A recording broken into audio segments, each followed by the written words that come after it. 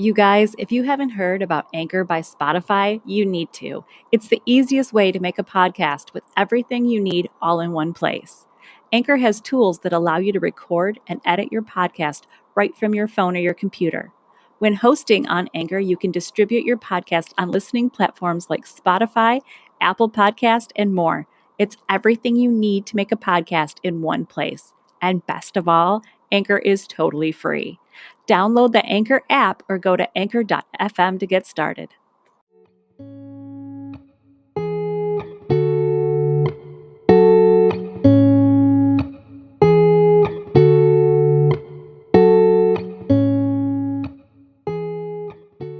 Welcome to Mimesis, the podcast about all the twisted ways that art and life imitate each other. I'm Stacey Rourke. And I'm Sandra Sheriff Zachary. And we are your hosts on this zany little adventure. But it sure as shit doesn't feel zany right now, does it? Not even in the slightest. No.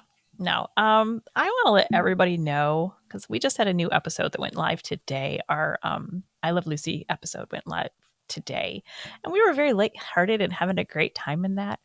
Yeah. The thing that I want our listeners to understand is that we pre-record all of our episodes. So we recorded that 2 weeks ago before the shit things happened. Went to shit. And we're going to give ourselves about 10 minutes right now. And we're going to state our own feelings about this. If you don't want to hear us get political, if you don't want to hear us talk about this, then by all means, skip ahead 10 minutes. But we're going to give ourselves this moment because I don't know about you, Sandra, but I really feel like this isn't something we can be quiet about. No, not at all. No female, no person that cares about bodily autonomy. Yeah, we have to speak out right now. Yeah. Our rights have been taken away from us. They've been. Absolutely. Your daughter, my daughters now have less rights than my own mother did growing up in the fucking 1950s. Yep. Are you kidding me with this bullshit? Yeah. There's supposed to be disgusting.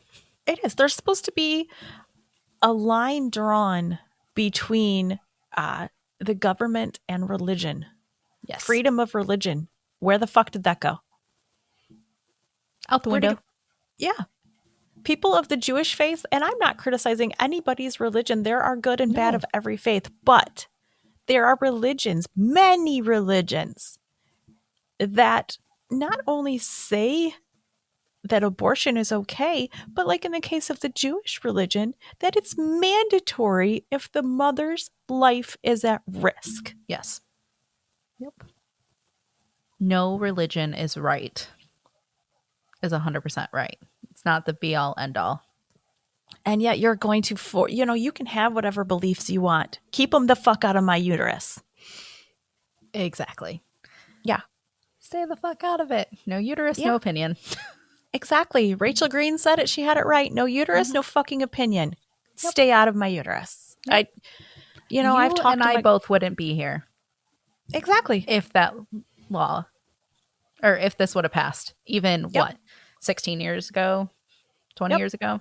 Yeah. I had an ectopic pregnancy. I had 700 cc's of blood in my abdomen. I was in the process of bleeding out. Mm-hmm. And if I wouldn't, do you know what the only treatment for an ectopic pregnancy is? An abortion.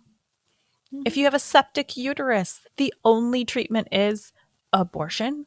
If you have a miscarriage that your body can't pass, the only treatment is abortion. Yep. I would be dead right now if that wouldn't have happened. Plain and simple. I'd be dead right now. And we have a member of our family who I did get political on my own social media. And a member of our family jumped in and told me that abortions for things like ectopic pregnancies will still be allowed and those will not be contested at all because it's a medical emergency. Bullshit. Yeah. They're going to try and stop everything. Yep. They've already said, well, you need to try to transfer that pregnancy from the fallopian tube to the uterus. You can't fucking do it. It's not a thing. You can't do that. But I saw a post that went viral this weekend after I was called out for saying that. And the post was a woman who was in the medical field who had a woman who had 600 cc's of blood in her abdomen, had an ectopic pregnancy, and her doctor was in with the hospital's lawyers for 9 hours trying to decide if he could legally do what he needed to do to help this patient or not. To save her life so she didn't die. Now, I can't say that, I didn't research this. I don't know that this post was true. But the premise behind it absolutely is. Mm-hmm. Absolutely. Of, professionals trying to get the okay before they help somebody because of this. Yeah. Absolutely, that's a thing that can happen. Don't tell me that it can't, because it absolutely will. I'm livid about this. And I'm sorry, I know I'm ranting and I need to give you time to talk too, but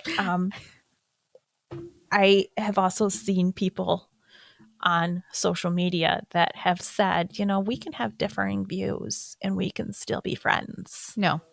Fuck you. No, we can't. If you're going to strip me of my rights, if you're going to strip all the women in the United States of our fucking rights because of your religious beliefs, no, we're not friends. No. We're not friends. Friends don't do that to friends. No. So I'll step down and you go ahead and rant for a minute. I mean, I've had a lot of people in my life, my friends, like between ectopic pregnancies, myself having high blood pressure with my first pregnancy, where they wouldn't do the C-section. I mean, I was kind of in the boat where they didn't want to do it.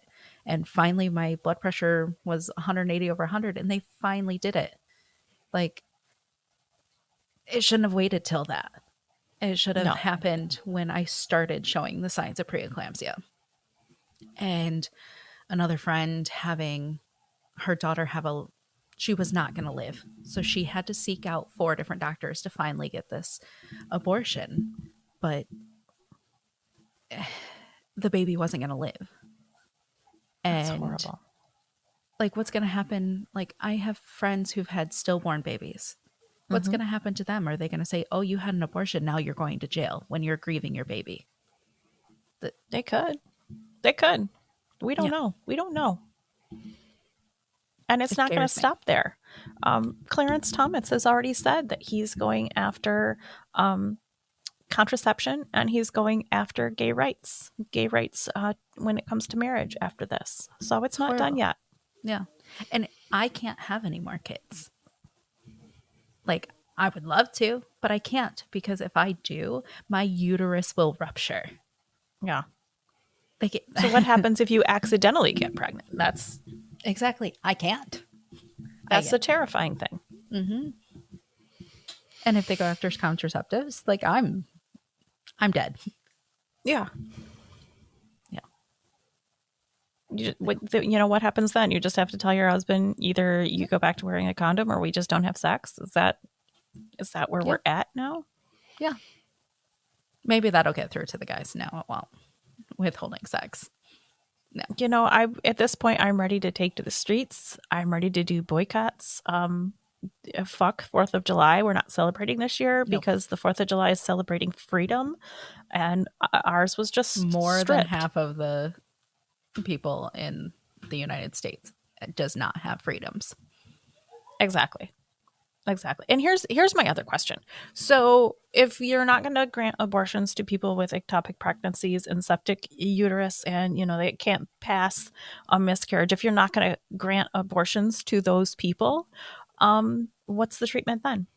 Are you just going to give them pain management? Are you going to what do we do? We just let them be in pain until they become septic or bleed out? What's the treatment? Because if a cow in the field can't pass its calf, they have mercy and put it out of its misery. So Are we granted less rights than a fucking cow out in the field now? What are we doing here? What's happening? Yeah, they're just going to let us die. That's what it sounds like. Mm-hmm. So, Um, I had a long talk about this with both of my daughters, and they're terrified for their future too. My oldest is already talking about getting her tubes tied, and you know what? If she wants to, I will make her wait till she's 18. But okay, Yeah. it's fine. That's fine. Yep. But then it comes the thing of have fun trying to get that done, because a lot of people won't do it because you don't have enough kids. You're not of the right age. You're all that freaking bullshit. Exactly. It is. It's horseshit. Mm-hmm. All right, we've given ourselves 10 minutes. So. Yep. All right. Okay. Deep breath. All right. Yep. Now that we ranted, it's not going to be surprising that I did not choose a lighthearted case for this week. We're not going to do glamorous old Hollywood or, something fun like Lucy this week. We're going to do a situation that represents one of the ways that a court system has failed somebody. And that it seemed very, very, yeah, right? Doesn't it seem fitting? Yeah. Okay. So what we're going to cover this week is we're going to cover the first half of season 4 of Stranger Things. I have not watched this yet. Oh. I know. I'm so behind. You are. Every time we have a new episode, you're like, I haven't watched that yet. At the time that we're recording this, the second half of the season isn't out yet, but I think by the time this one goes live, it will be. I'm going to flat out say that this season so far has been my favorite. I always thought that it was a cute show, and I've watched the other seasons, but never was I like, oh my God, until this season. And I think it's some of the new cast members or, the originals who are as lovable as ever. But this season, they added Jamie Campbell Bower. And the way that he can go from sweet, innocent ally to malicious villain in the blink of an eye is astounding. And his talent blew me away. So he's become a favorite of mine. I actually want this villain to stay around longer because I really, really like him. He's great. Now, the producers of Stranger Things said that the character that they have of Eddie has a big full mullet. He wears band t-shirts all the time, listens to heavy metal, plays Dungeons and Dragons. He doesn't do good in school. He's had to redo grades a few times. And that's okay. Yeah, that's fine. The producers of the show said that he was based on Damien Eccles, who is one of the West Memphis Three. And when I saw that article, it seemed like too much of a mimesis to let it pass by. Yeah, I did hesitate because this case has been covered so much. There's 3 documentaries: Paradise Lost 1, 2, and 3, and then there's another documentary, West of Memphis, which was produced by Peter Jackson of the Lord of the Rings movies. There was another movie that Reese Witherspoon did of it. Devil's Knot, I believe, was the name of it. So there's been a lot of coverage about this case. Many podcasts have done it. I haven't seen any of them. So this will be new. But you know what? You're making my point for me. And my point is, even though this has been covered so much, if with this podcast we can educate even one more person on how badly the courts can fail us and how easily something like this can happen, then it's worthwhile. And yes, that's why I decided that this was the one I wanted to do this week. That being said, let's dig in. Now, one of the things that I said was Eddie he wears the band t-shirts. He was also targeted because he wore black all the time, which Going after the emo kids again. Our teenagers, like literally every member of our family Yeah. would be wiped out if you targeted people that were black. His mullet, my oldest, they call it a wolf cut now when girls do it, but she's got the mullet cut. She plays Dungeons and Dragons. Like, I could see that. She's just a cool kid. She is. I think so, but I made her. The subject matter of my own books, the fact that my house has a ton of ghoulish good, decor, hell, the things that I do Google searches of. I mean, you're an author. But I know. Yeah. Yours, I know. I'm surprised the FBI is not knocking on your door yet. There has been some shit. Listen, when I did one of my dystopian books, I had a member of one of my characters that was an explosives genius. Yes. And I had to research what two chemicals that she could add together to make an explosion. So I'm like typing it into Google and I'm like, I don't want to make a bomb, but if I did, what two chemicals could I use? It's for a book, I swear. Research. Exactly. Type that in at the same search. Book I'm research. Exactly. So the thing about Eddie's character in Stranger Things is that even in that show, there was more evidence against Eddie for the crime he was being accused of than there was for the West Memphis Three. Okay. That's tragic. The character of Cindy, and I need to say ahead of time, spoiler alert, spoiler alert, spoiler alert in this, and there's going to be some trigger warnings later on. So let's just get that out of the way now. The character of Cindy dies in Eddie's house, and he's the only person there to witness any of this. She levitates from the ground, her bones break, and the life is sucked out of her, while no one around is touching her in any way. And cell phones weren't a thing, so you couldn't cell phones were a videotape it. thing. Yeah.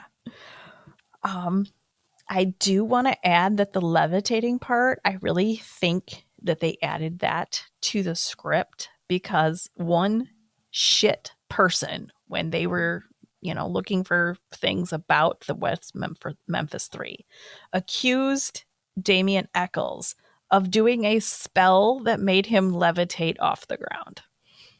Okay. It was complete horse shit, but I like to think that the producers were like, you know what? Somebody accused him of that. Let's go ahead and make him levitate. Right. Speaking of the bullshit, there is a scene where Will, the leader of the bully jocks in the town, and his friends actually witness one among them lifting from the ground and suffering the same fate as Chrissy. Eddie happens to be there too and is just as horrified by this as everyone else. You would think that would prove to them that Eddie wasn't to blame. No. There's a town hall meeting shortly after that, and Will and his friends go and spew all this crazy nonsense about Eddie being a devil worshiper and that he's behind the deaths and the whole town needs to rally together and go after him. And the way the director plays this scene, it's fantastic because there's a moment where like the whole crowd pauses and we think for a minute that somebody there is going to have a moment of clarity and be like, okay, well, this is just a bunch of horse shit. This isn't right. Then one dude stands up and he starts walking to the door without saying anything. Again, you want to think it's because he knows this is crap and he's, starting the siege of people that's going to walk out of the room. Then right before he gets to the door, he turns around and looks back at the crowd and says, "Let's go." And everyone joins him. And we basically have like a torch yeah, we have a witch hunt. They're ready to get their torch and pitchforks and yeah, exactly. Terrible. It is. before I go any further, like I'm going to start digging into the case in a minute, but another reason that this season is so amazing is the lore that they brought into it, and the fact that the actor that plays Freddy Krueger, Robert Englund, he also is in this, and he plays a guy who's tormented by his dreams. So That's fantastic. That's glorious. Absolutely fantastic. It is. Highly recommend it. Even if you haven't watched a season of this series before, just dig in because it's so good. Yeah, like that kind of makes me happy because Freddy Krueger was like my nightmares.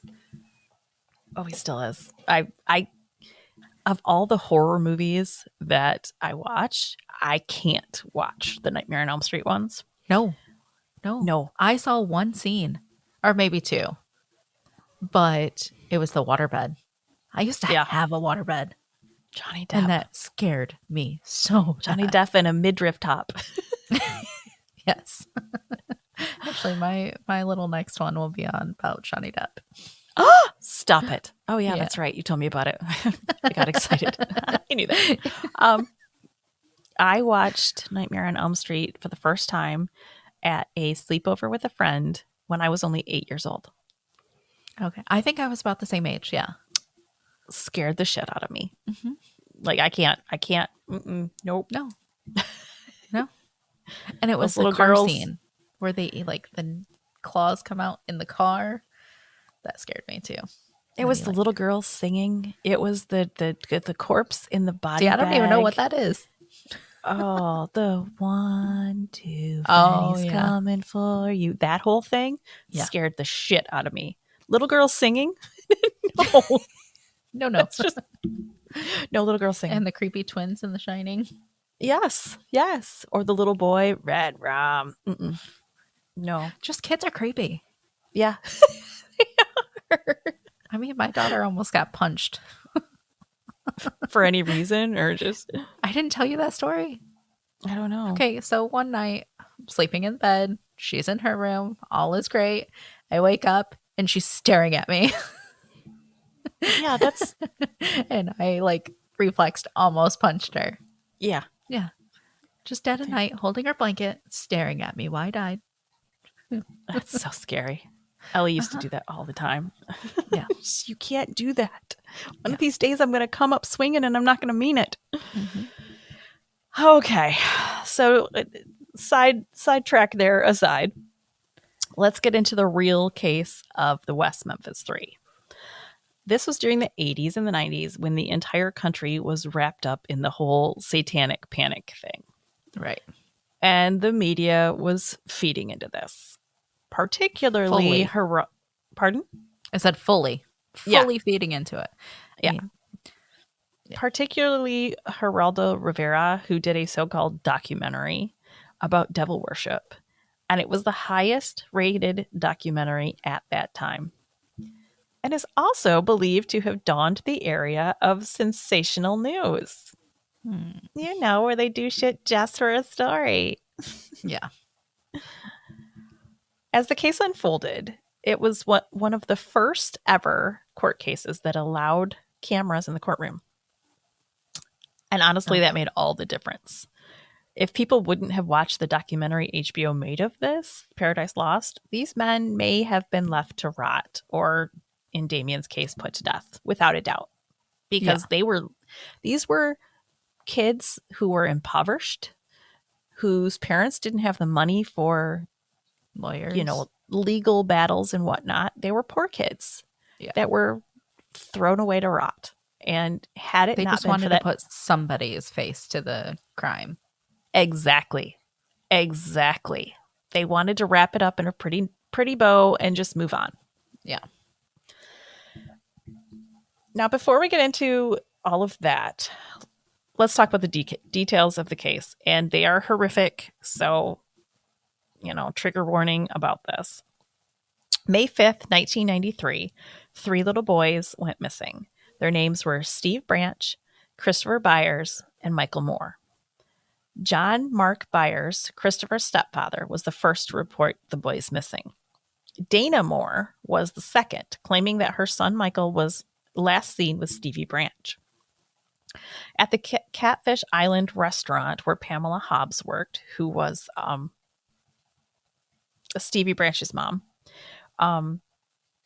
her husband, Terry, showed up to pick her up. At that time, he called the cops and told Pamela that Stevie was missing. A huge search was underway. On May 6th, the bodies of the boys were found nude, hogtied, and weighted down in the diversion ditch within the Robin Hood Hills forest. Oh. Detective Brian Ridge went into the muddy, murky water after a tennis shoe had floated up to the surface. He tripped over what he thought was a log, and when he brought his leg up, the body of Michael Moore was on it. Oh, how fucking terrible is that? After feeling around in the water, the bodies of the other two were found. Christopher had been castrated. Stevie's face was riddled with bite marks. Like human bite marks? We'll go into that later. There's been Okay. a lot of discussion about that. One in particular looked human, but again, we will go into that later. There is some controversy about that. Okay. Detective Gary Gritchell, who's a dick, by the way. And Gary, I don't care if you're listening to this, you failed everybody in this. Right. He was put on the case and was close to retirement.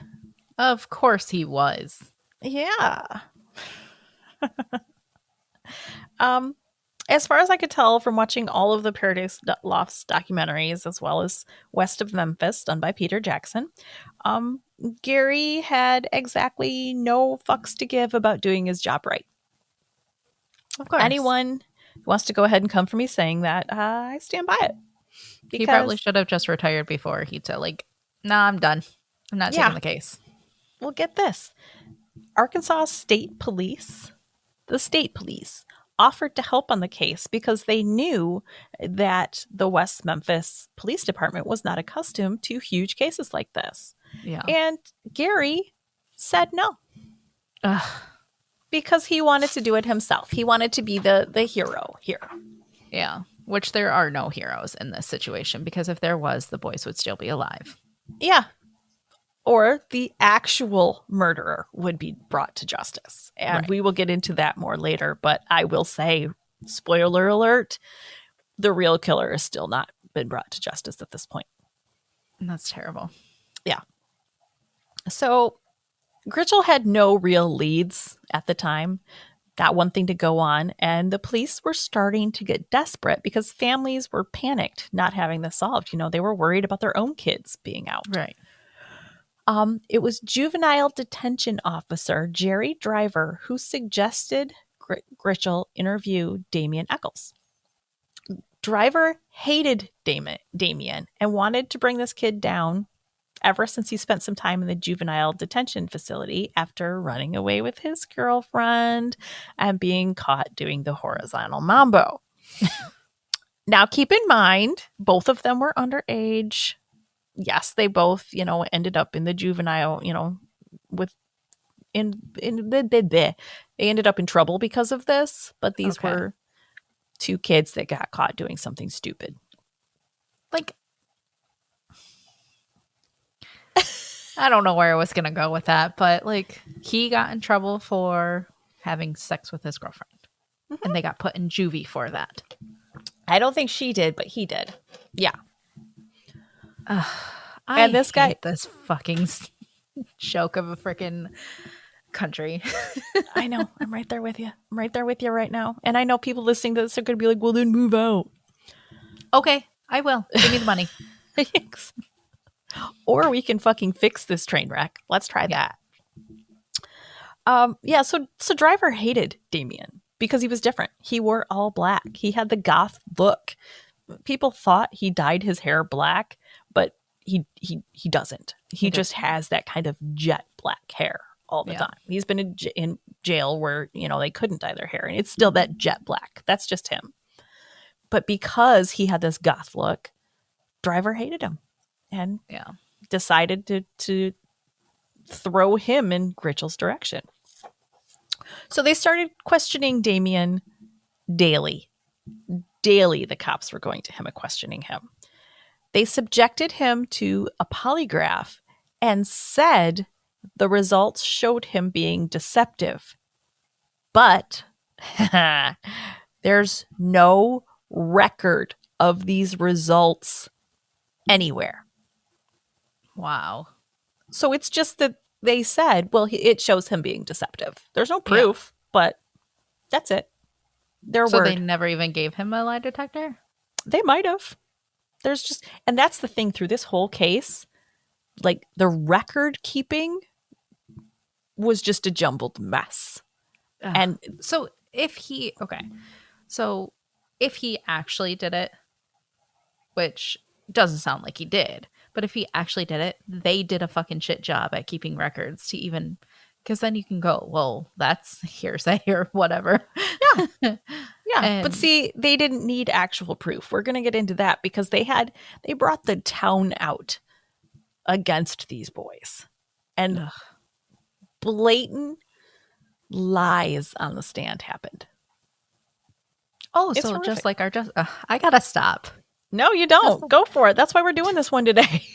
Just like all our freaking Supreme Court justices, they lied under oath. Mm-hmm. Lied. Yep. The They need system's to be broken. gone. Every one of them. Yeah. Except for those three. Those three can stay. Yeah. All right. So there's no record of that. Here's the other thing.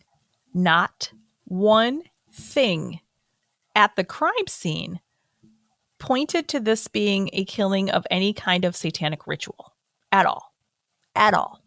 Okay. Yet the entire town got word that devil worshippers were behind this and clung to that as gospel truth.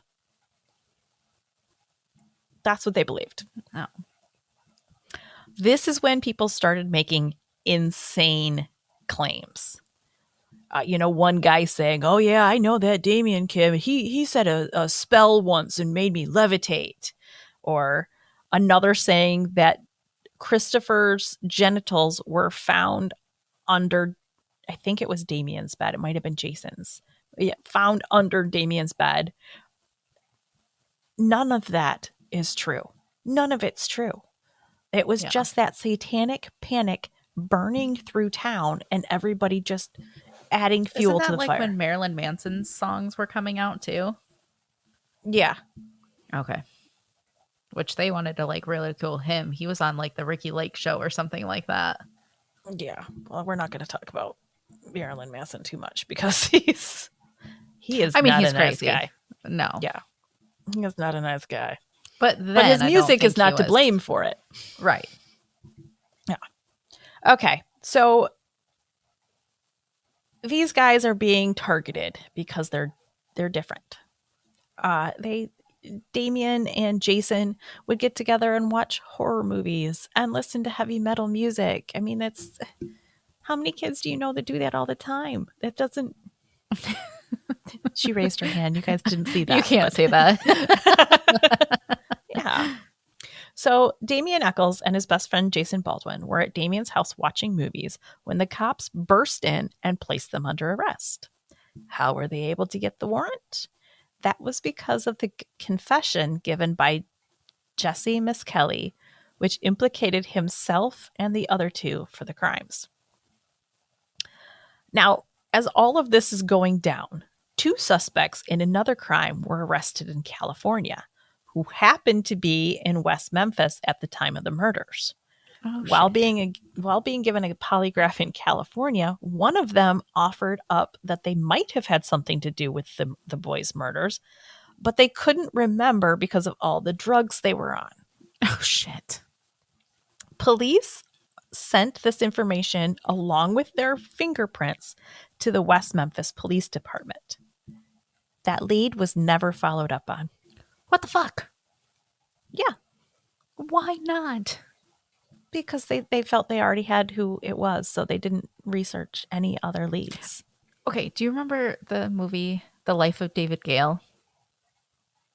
Yes? Question mark? It's all about, I don't know if it's real because I want to do this one, but it's about a man or a woman who stages her death, accuses a man, and then it has Winslet. What's her name?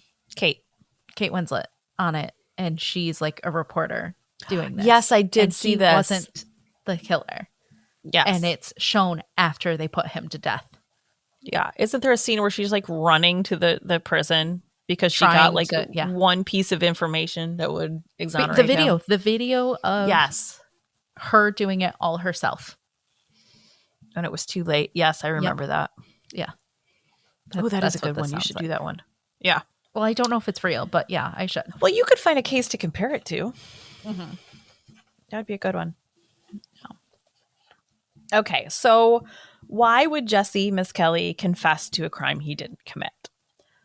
To understand this, we need to first acknowledge the fact that Jesse has an IQ of 72, which basically means he's mentally challenged. Jesse was taken to the police station and questioned without his parents for nearly 12 hours straight. Oh. He was brought in under the pretenses that there was a $30,000 reward and was even told he could buy his dad a new truck with that money if he cooperated. Oh. Yeah. From there, he was coerced into a confession big time. Led to the answers he needed to give, yelled at if he didn't give them correctly, forced to rehash a made-up story over and over and over again until he got the details right. Yeah. And yet, very little of this audio from these 12 hours was submitted to the courts. Like I said, over 11 hours of questioning, less than 40 minutes was submitted to the court. That's terrible. And even in that portion, you can hear the officers correcting him at times. Like they would say, Jesse would say, it happened at this time of day. And they would be like, well, wait, now I'm confused because before you told me it was this time of day. Even after all that leading, he still wasn't getting the story right because he wasn't fucking there. Right. He wasn't there. And even his lawyer said that he could never tell the story the same way twice because it wasn't true. Right. All of it was a lie. Now, I know there's going to be people that are listening to this that are going to say, well, how did the officers know that he was mentally disabled? Well, they absolutely did. And there's things that they say during his questioning that makes it very clear that they knew. At one point, we were talking about the fact that one of the boys was castrated. The officers asked Jesse if he knew what a penis was. This is a 17-year-old boy. If you don't think he has any kind of mental limitations there, what other reason do you have to ask a 17-year-old boy if he knows what a penis is? Right. Most of them, it's their best friend. Right. They think with it all the time. Yes, they know what their penis is. Especially at the age of 17. This is what I'm saying. But they asked this question. So clearly they knew of his situation. Yeah. Now, about this time, a woman, I want to say she was like in her 30s. Maybe she was in her late 20s. I'm not sure. But her name was Vicky. And Vicky decided she wanted to make a play for that reward money too. So she offered up to the cops that she would basically go undercover for them and ask Jesse to set up a meeting with her and the other two boys so that she could try to get information out of them. She even decorated her house with like items of the occult, trying to make them comfortable, so they would talk. She claims shortly after this that she and Damien, who was like 18 at the time, began an affair. She went on to say that he and Jason picked her up in a red Ford Escort, which Damien was driving, and they took her to a witches' gathering that turned out to be an orgy. Yeah. Mm-hmm. She asked to leave because that wasn't her scene, and Damien took her home while Jason stayed behind. Okay, but here's the problem. Damien doesn't know how to drive. And Not at all. nobody, no, he might now. At the time, he didn't know how to drive. Yeah. And nobody involved with any of them drove a fucking red Ford Escort. Oh my gosh. There's zero evidence there, but the detectives believed her. And she actually took the stand to spew all this crap. Oh goodness. By the way, since then, she has since recanted her statement and admitted every word of it was a lie. Wow. Yeah. Too little, too late. What is she, does she want an apology? Does she want to say she's sorry? Like, they spent 18 years in prison. Fuck you. So, I'm sorry. I'm snapping my papers here. I'm getting so pissed off. This is a great case to do today because we can just be livid. Okay, so there was also a teenager that knew Jason from another juvenile correction facility. And that's the thing. Yes, these boys did have run-ins with the law and the juvenile courts. That doesn't make them murderers, okay? Right. But that's what, like, I don't understand why certain things get you to put into juvenile, like, detention centers. Yeah. Like, him hooking up with his girlfriend? Like, what? Yeah.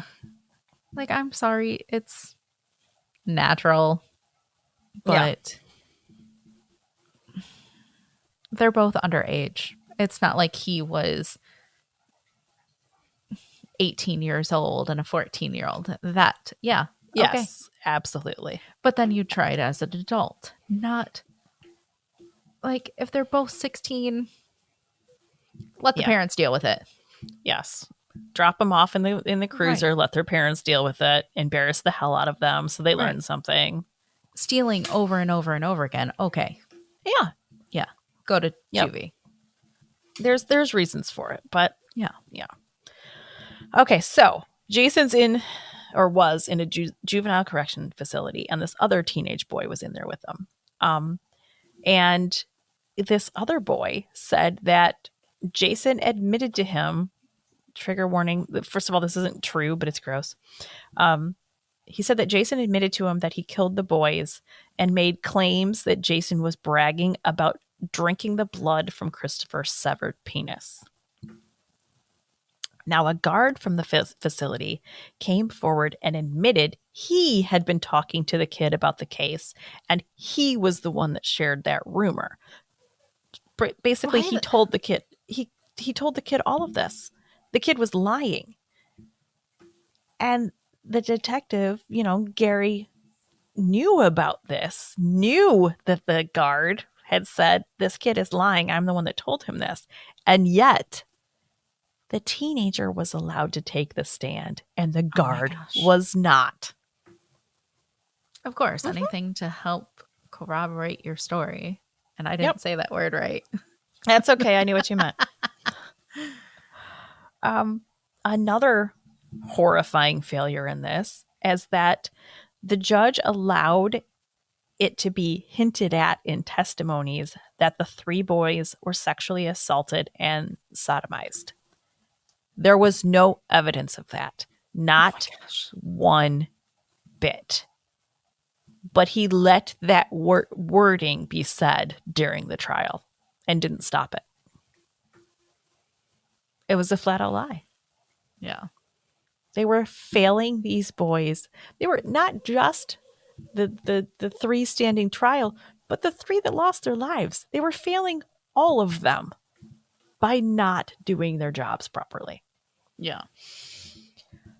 It was misjustice after misjustice in this case. And in the end, Jesse and Jason were sentenced to life in prison, while Damien was sentenced to the death penalty. He was basically looked at as the ringleader of all of this. Now, these boys went into the prison system as child killers. And as soon as you go in with that, you've got a target on your back. Yeah. Jesse was tormented relentlessly to the point that he would intentionally cause problems just so he would be thrown in solitary. Okay. Jason tried to go the full tough guy route. He looked super young and had a baby face. So he felt that, going tough guy was the only way that he could really survive. And Damien, poor Damien, he was brutally beaten, not just by other prisoners, but by guards. Oh, yeah. And he was repeatedly raped. He ended up spending over a decade in solitary confinement. It did have a lot of long-lasting effects on his vision because, you're in a small cell all the time. You don't have to focus on anything further away. Your vision suffers. But looking at it, what he would have faced otherwise, it probably saved his life that he was in solitary. The legal teams for all three of these men tried numerous appeals, all of which pointed to the complete lack of evidence because literally there was nothing. There was no fingerprint. There was no bloody clothing. There was no murder weapon, no DNA, nothing. Not one thing. That's terrible. Yeah. What they needed was for the court to rule that the original ruling was wrong, which would allow them to have a retrial. But here's the problem. Here's where our court system is broken, one of the many ways. Who was presiding over every single one of these appeals? The same judge that ruled over their first trial. Oh my gosh. So he would have had to admit that he was wrong. Right. To overturn the ruling. And that's not okay. No, he's not going to do that. He's not going to admit he was wrong. No. Fuck that. So finally, once he retired or died. Well, kind of. I think he did eventually get moved to a different position. There was a, oh my gosh, I'm totally blanking on the word. He was running for another office, I believe.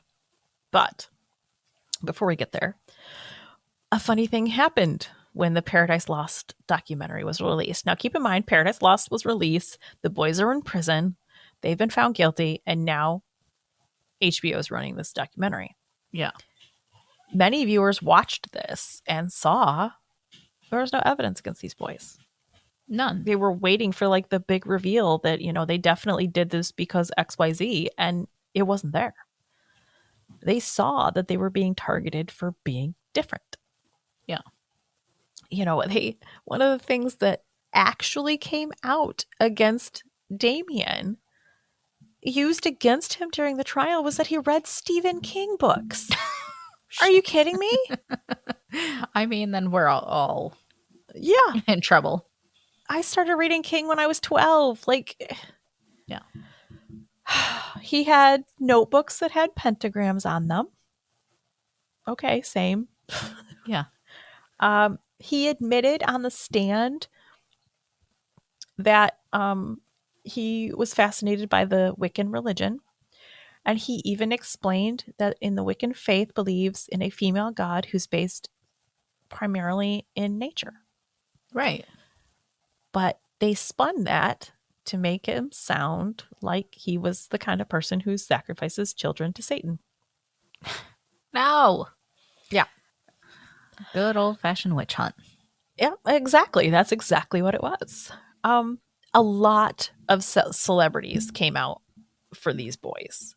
I've mentioned Peter Jackson already.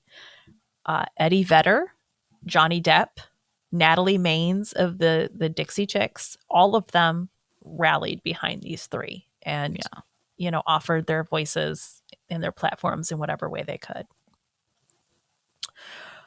And now, before we go into what transpired from there, let's talk about some of the other people that became suspects along the way.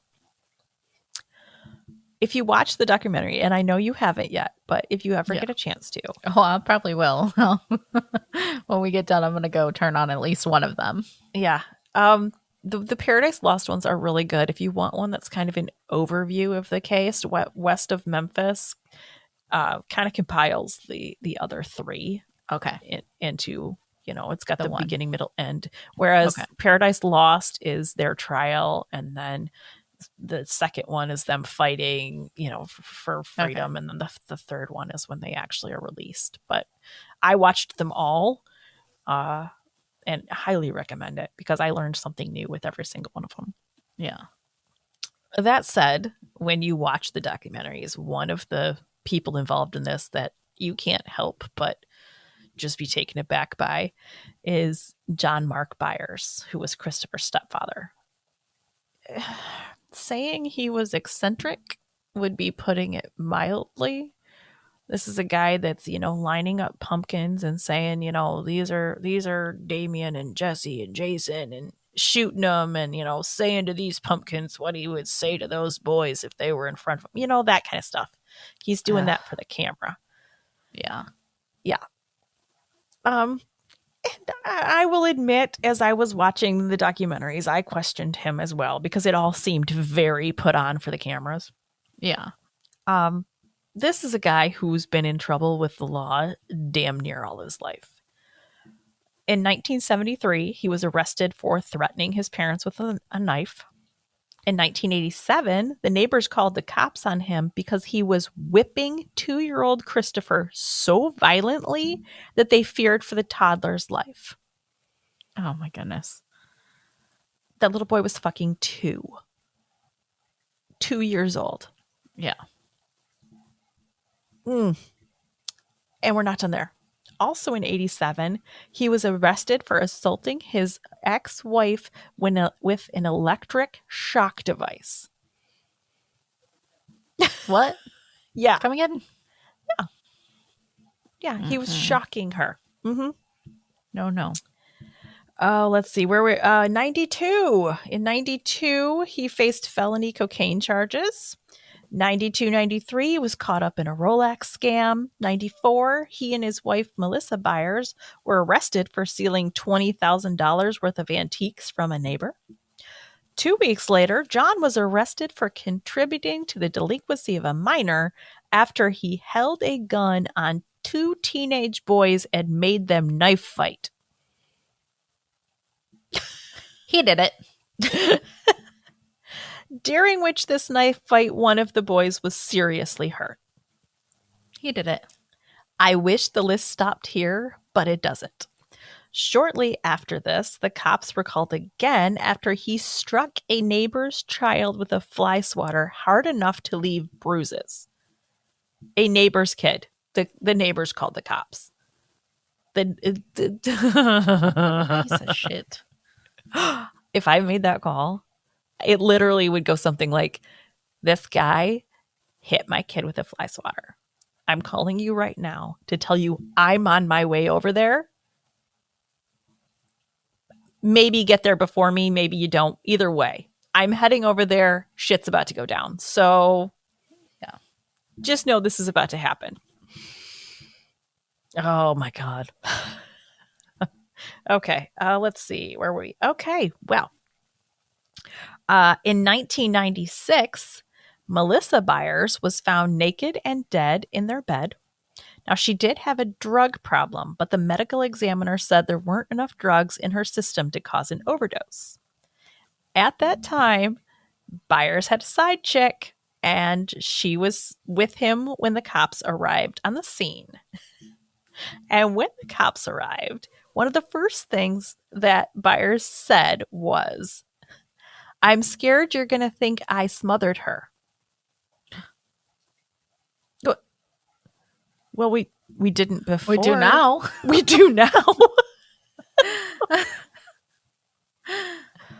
Oh, the problem with that is that it's hard to prove if somebody was smothered. Like strangulation, you can prove because there's the marks on the neck. Smothering is very hard to prove. So to this day, the cause of Melissa's death remains undetermined. They still don't know. She didn't OD. They don't know for sure how she died. Now, a year later, a forensic analyst reanalyzed the death of the three boys.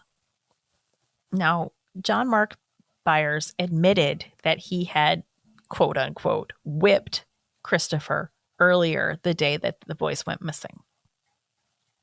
It was found that the injuries he had to his backside were so intense that the skin was torn open, which would have made it painful for him to walk or ride his bike the same day that he went missing. So he whipped him. The kids came over and tried to stop him, and he managed to kill them all. That could be one. There's going to be another person that there's going to be. Oh, gosh. Yeah. But here's the thing. Now, I will say John Mark Byers has taken many, many, many polygraph tests about this because a lot of people have thought he did it, and he has passed every single one of them. He has claimed that he wasn't behind this. But even if he didn't, can we just talk about poor Christopher, that he was whipped with a belt so badly that it hurt him to ride his bike. And later that same day, he's brutally murdered by somebody else. This little boy was only 8, and he saw that much violence in that short a time. That's heartbreaking. That's absolutely heartbreaking. This poor little boy. Now, we can all agree that John Mark Byers is a trash fire. I don't think a trash fire. I think a dumpster fire is more fitting. Dumpster fire, yes. He's not the only one in this one. Terry Hobbs, who is the stepfather of Stevie Branch. Oh, shit. What? Did all these stepfathers get together? Apparently. I don't know. Because he said he passed a polygraph saying that he had nothing to do with them, but if they were just I can't say that word. Specifically, I would help if I knew what you were going for. Oh my goodness. If they were to ask him like a direct question of, did you do this for just one boy? Like, he did Christopher, the other one did the other one, and then just like hid them all together. Oh yeah, I don't know. You might be onto something there. I don't know. There's more to come though. So okay, so Terry Hobbs. Now, Stevie was his stepson, but Terry and Pamela had a little girl together. I want to say her name's Amanda. She's in the West Memphis documentary, and that is one little girl. She's a teenager now, but she's haunted. Like, the upbringing she's had, that is a little girl that I truly hope gets help, because you watch this documentary, and that little girl, like, she's broken right now. Yeah. And she needs someone to help her put herself back together and to help her find her self-worth, because she's haunted. I'll just leave it at that. But these kids were physically, emotionally, and in Amanda's case, she was definitely sexually abused. There are accusations that, like, Terry would masturbate in front of Stevie, like which is still sexual abuse. Yes, absolutely.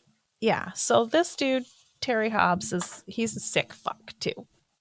And I would, as much as John Mark Byers is a dumpster fire, just wait.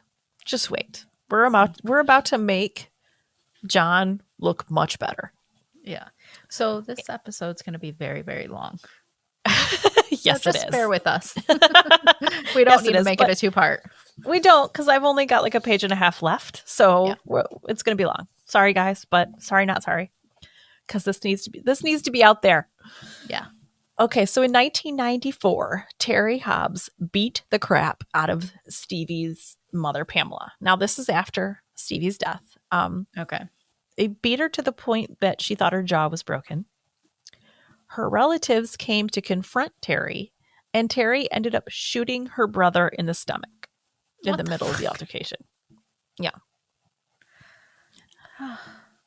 Okay, so Natalie Maines of the Dixie Chicks was one of the runs that was rallying to help Damien and Jason and Jesse. And first of all, I gotta say something about that girl, because she has been a political activist her entire career, and sure, it is. Oh yeah. Her career has taken some hits because of it, Mm-hmm. but good for her, the way that she's always used her platform for things. That's Right. what we need right now. We need a lot of it. We do. To step up. Yes, we need a lot of people. We all need to step up right now. Yes. Well, she said that Terry Hobbs needed to be investigated. One of the reasons that she said that, we'll get. I'm not going to get ahead of myself yet. Okay, she said Terry needed to be investigated, and Terry didn't like that, so he actually tried to sue Natalie for slander. Nothing came of that case; it was dropped. But by doing so, he found himself being questioned and stating some really damning shit in his deposition. Such as the moment, yeah, he was questioned for hitting Pam at this situation. And this sick fuck, and they showed this in West of Memphis, when he was questioned about hitting Pam, he laughed. Full out laughed about it. To the point where the interviewer even said, "Is that funny to you, Mr. Hobbs?"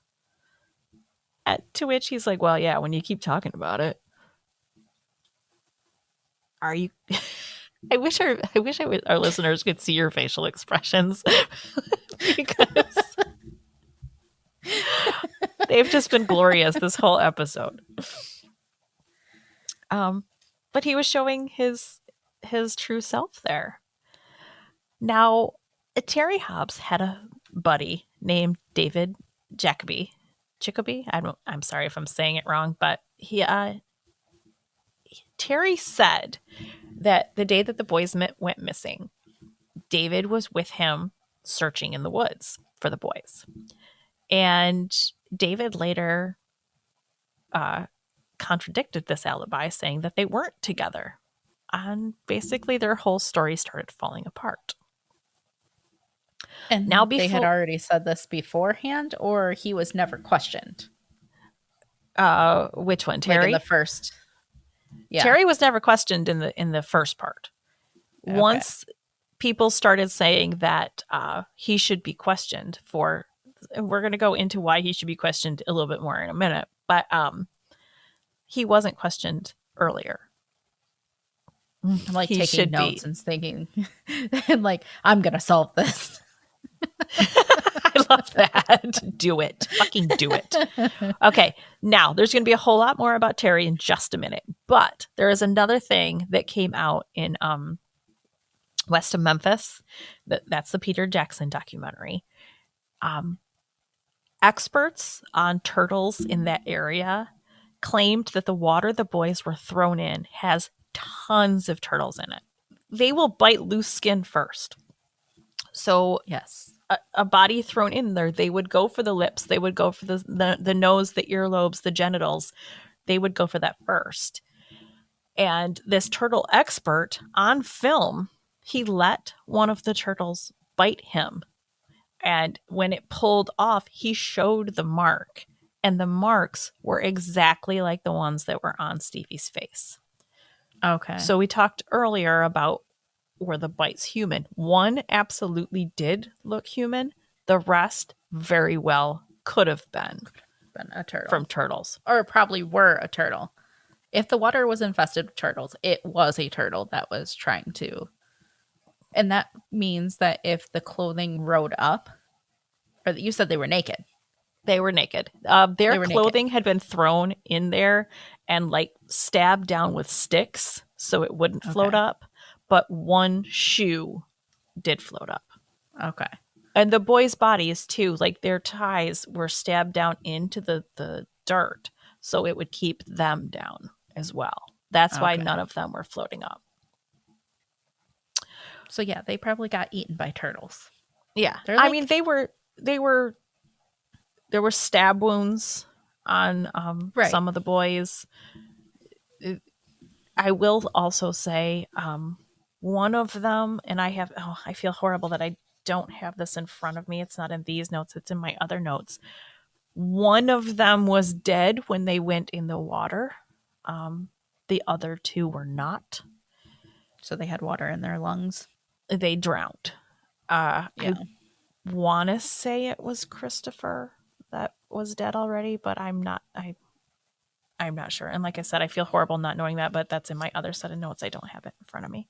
But one was dead before he went in the water. The other two drowned, which is horrific because they drowned. I mean, they were tied. There was nothing they could do to free themselves, and that's a horrible, horrible thing for those poor boys to go through.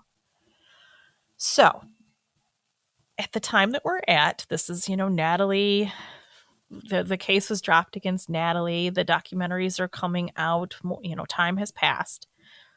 Around this time, 3 friends of Terry Hobbs' nephew, Michael came forward. Michael had told them that Terry had killed the 3 boys and, quote, that was the Hobbs family secret. Michael himself confirmed this under oath in 2013. That same year, Wow. Billy Wade Stewart and Benny Guy signed separate affidavits in which they claimed their friend, Buddy Lucas, had confessed to them his involvement in the boys' murders. Keep in mind, he confessed this to Billy and Benny on separate days and separate times, but their stories matched. In his confession, he admitted to committing the murders along with L.G. Hollingworth, Terry Hobbs, and David Jacoby. Remember, David wasn't collaborating the story anymore. Well, he was there when this went down. According to Buddy, he and LG were teenagers walking around the Lakeshore Trailer Park in West Memphis when they were approached by Hobbs and Jacoby, who were looking to buy weed. Buddy said his friend Billy Stewart had some, and they went together to Stewart's house to buy it. The purchase was made, and they ended up in the Blue Beeson Woods smoking pot and drinking whiskey. That's when Hobbs demanded that the boys, bunny ears, wrestle. At this point, something sexual happened between the 4 men. I'm not going to make any claims, but something sexual was happening between those 4 men. And that's when Hobbs noticed that the 3 8-year-old boys, Michael, Stevie, and Christopher, had spotted them. Now, one of those is his stepson, who could go run and tell mom that dad's doing this with other men in the woods. Yeah. Terry ordered the others to catch them and said they were going to teach them a lesson. And the horrific deaths of those poor boys is what followed. As this was coming out, Damien's legal team asked for a new trial. And it was fucking denied again. Yeah. However, the Arkansas Supreme Court did offer them the opportunity to take an Alfred plea, which means they maintain their innocence whilst pleading guilty, which forgoes their right to sue the court for wrongful imprisonment. All the boys? The 3, yeah. And if they take this plea, they can walk out. Yep. They can walk out of the prison that day if they take this plea. No. And by the way, I need you all to know, like, she threw her hands up. She was about to walk out and just be done with this. Telling you, the system is failing every single one of us. Yep. Now, Jason did not want to take this plea. He was ready to give his life to fighting for his innocence. He was ready to spend, they had been in there for 18 years at this point. He was like, I'll spend another 18 to prove my innocence. I'm not going to say I'm guilty. Right. There is a part, I want to say it was in West of Memphis. It might have been in the 3rd part of Paradise Lost. I'm not sure. But he says in an interview, and Damien is like, Jesse's in between him and Damon's on the other side. And he said, the only reason I took this plea is because Damien, he was going to get the life. He was going to get life. They were going to, or not life. The He death was going to be penalty. put to death. He was going to be put to death. He said, I did this to save Damien's life. And, Damien said, thank you. The two guys got up and they hugged right there. And you could see that he did it for his friend. Even after all this time, that was his best friend. So. And you don't do that lightly for a murderer. If you were innocent and you know that your friend could have or would have done this, you don't do that for them. You know what? It's funny you should say that, because that actually, at the very beginning of all of this, they tried to get Jason and Jesse to just point the finger at Damien. And they offered to let them walk if they just said that Damien was guilty. And both of them were like, no, he didn't do it. Yeah. Yeah. So these guys, they might have been, troubled youths, but they were good men. They are good men. So they took the plea after 18 years and they were released from prison that day. But here's the thing. Because they pleaded guilty for this, the nobody state, else can be tried for it. They have no reason, no obligation to search for the real killer. So the real people behind those boys' death might never be brought to justice. How gross is that? It's disgusting. It is. It is. As we're wrapping this up, I do want to say a little bit about what the guys are doing now. Jesse has returned to his family. He's kind of kept quiet since then. I think one of the things he liked about being in solitary was that it was quiet, and I think he wants a quiet life now. Yeah.